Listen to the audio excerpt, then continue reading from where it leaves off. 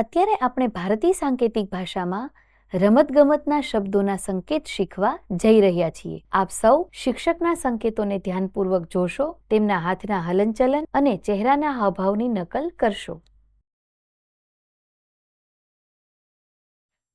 Khel: cricket, football,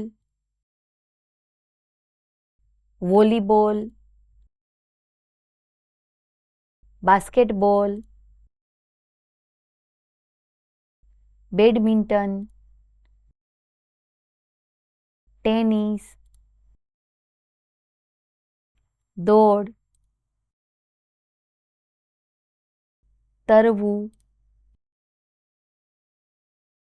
chess,